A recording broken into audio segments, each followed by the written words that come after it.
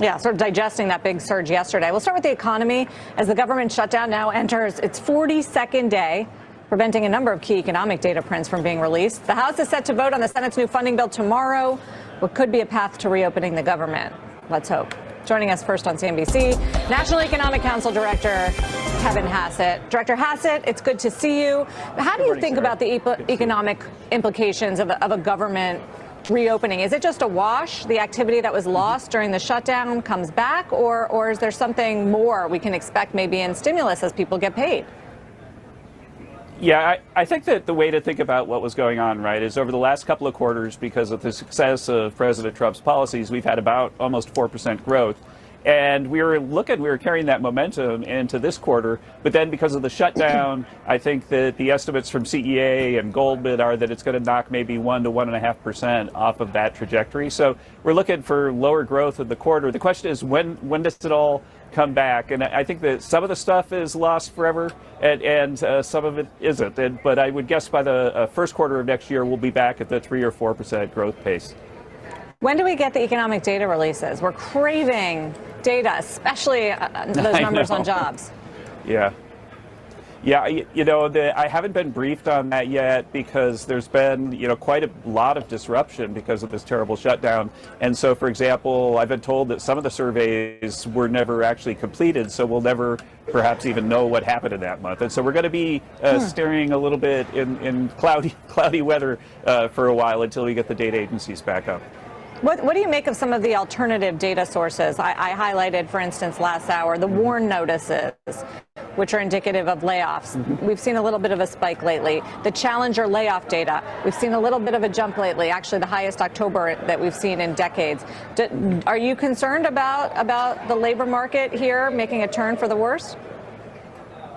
Well, the thing is, as you said, that we don't have the actual bottom line right now. But one of my old friends and one of the best Wall Street economists, Torsten Slok, put out a summary of all the labor market indicators. And on average, at his newsletter, it looked like things were still pretty positive, but not as high as it was in the first term of the Trump administration. But if you consider that we're also doing things like an immigration policy that's cutting the number of workers, the fact that we're still gaining jobs and reducing unemployment is something that we expect. Right. That's something that came up today in NFIB. We mentioned it in the last hour, the percentage of employers who think quality of labor is the number one problem, up 9 points. That's the biggest month-on-month jump we've seen in a while. You think that is related to restrictions on labor supply? Well, I think it's also the case that one of the things we're seeing, like you saw what an incredible earnings season it's been, because AI is making workers way more productive. We're seeing that it's making wages go up a lot, and it's also making firms more productive. I think that smaller firms are behind the adoption curve for AI a little bit, and so that probably explains why surveys can count, on people saying, I wish I had better workers. I think basically what's happening is that firms everywhere want workers that understand how to use AI tools. Agree. How much do you think AI is the investment, the trillions, how much is that driving the economy right now? Well, I think the way to think about it, right, is that the AI is making it so that people can run their business better. I don't know if you've ever tried to defeat an AI at chess, but you can't, right? And so imagine you got this really complicated chessboard of a business, and now all of a sudden AI is helping you run it better. And that's why we just had like a record for success in terms of positive earnings surprises, because the firms have been accelerating their profitability and productivity so quickly, and the workers have as well. Really, the adoption, skyrocketed this year, and already we're seeing it in the bottom line data. And so it really is an incredible productivity boom. The productivity data, do you remember back in the computer age, everybody was saying, well, the productivity's everywhere but in the data. But right now we're looking at about 3% productivity growth. And that's probably going to revise up once we get the data better in the future. Usually these benchmark revisions make productivity go higher when there's a tech boom. So think about it. You got underlying 3% productivity growth. That means if you get labor stock growth and capital stock growth, then you're really looking at, blowout positive growth. And you're doing it from the supply side, so it's not really inflationary. So we're really, really bullish on what's going on in the economy, and really grateful for the senators that did the job and got the cooler heads and got the economy and the government open again. Yeah, but just beyond the productivity boom, which sure it's happening, just the investment that's flowing into building data centers and compute, just offsetting. It's not like the entire economy is perfectly healthy right now. Manufacturing has been in a slump for several years, contracting. Housing has been weak as well. Higher mortgage rates hurting affordability and supply too. The consumer has slowed down, and there's this bifurcation in high income versus low income. So I just wonder how much of the growth that you're talking about is really just the AI trade. Oh, well, again, the reason that the AI firms are being successful is that their customers are being successful, and their customers are being successful because there's this massive positive technological change, which is improving the productivity of workers and the profitability of firms at a remarkable rate. And, I think that if you look at year-over-year consumption growth, it's about 6% nominally. If you look at investment, capital spending, there's a massive capital spending boom, and it's not just in the AI space. And so I think that the AI is part of the story, but the rest of the story is that we just had this big, beautiful bill, which was like one of the more powerful tax stimuli that we've ever seen, because it not only did the stuff we did last time on the corporate side, but also helps supply side tax cuts for workers with no tax on tips, no tax on overtime, and so on. And so we should be getting a big increase in labor supply and in investment, and that's the kind of thing that gives you a boom without causing inflation.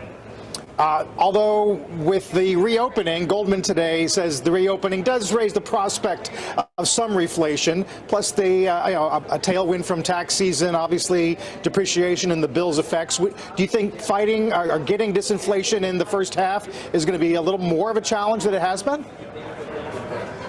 Well, I mean, if you look at it, right, the last CPI report surprised almost all the Wall Street analysts, 48 of them, on the downside, meaning it was good news on inflation.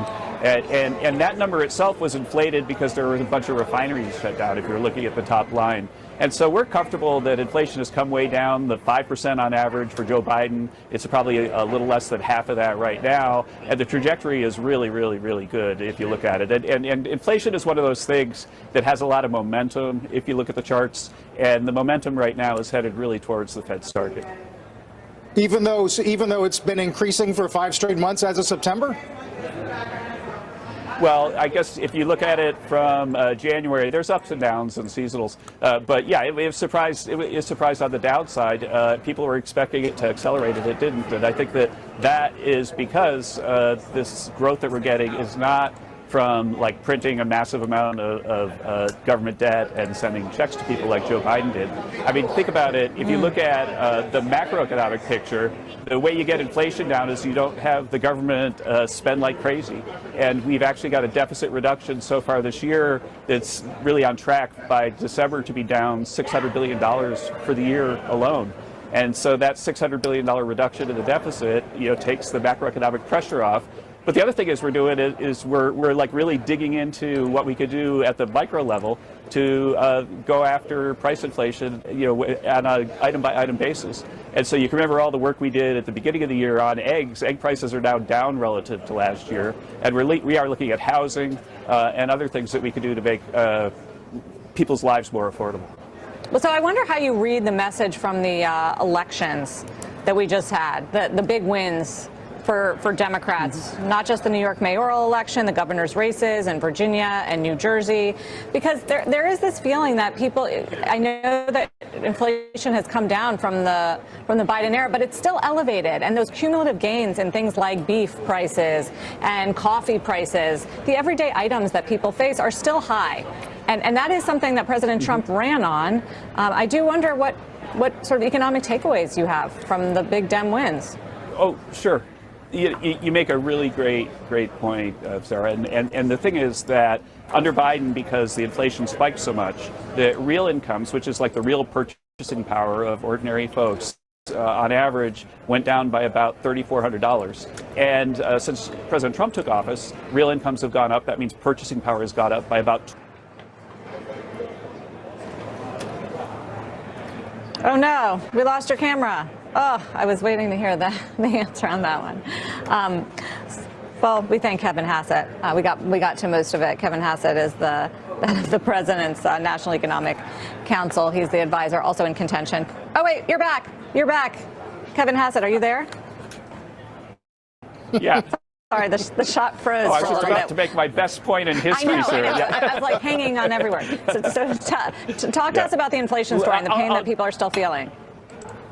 Yeah, that again, that I don't know where I got cut out, so apologies if I'm repeating myself, but because people's purchasing power dropped by so much because of inflation under President Biden, where it went up to almost 10% and averaged 5%, then real incomes, real purchasing power dropped by about $3,400 over the entire Biden term. And since President Trump has took office, we've been focusing on affordability and helping purchasing power go up. And it's gone up by $1,200 right now already this year.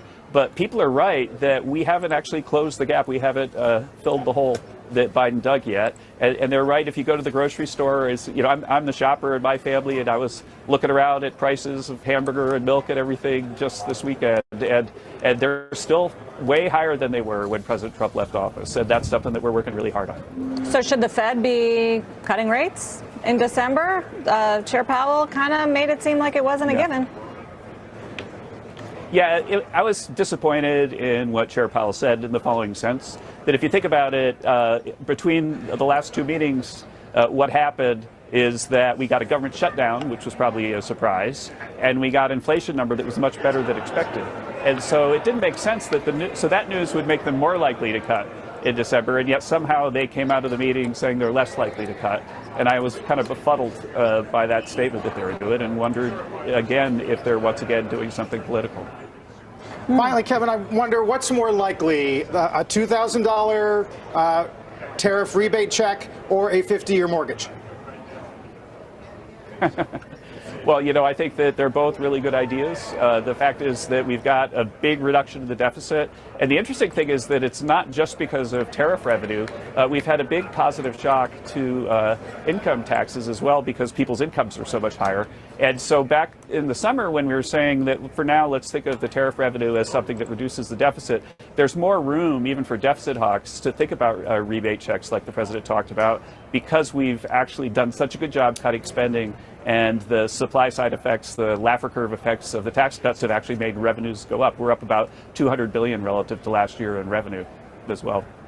So it makes room for it. And in terms of the 50-year mortgage, the bottom line is that it would reduce the monthly payment.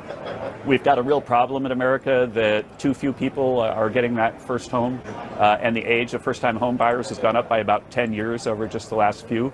And so President Trump is really focused like a laser beam on trying to come up with something that addresses that. All right. Well, that's a whole another topic for another day. But thank you for joining us. It's good to hear from you. It's great Kevin to be Hassett. here. Thank you. From the White House.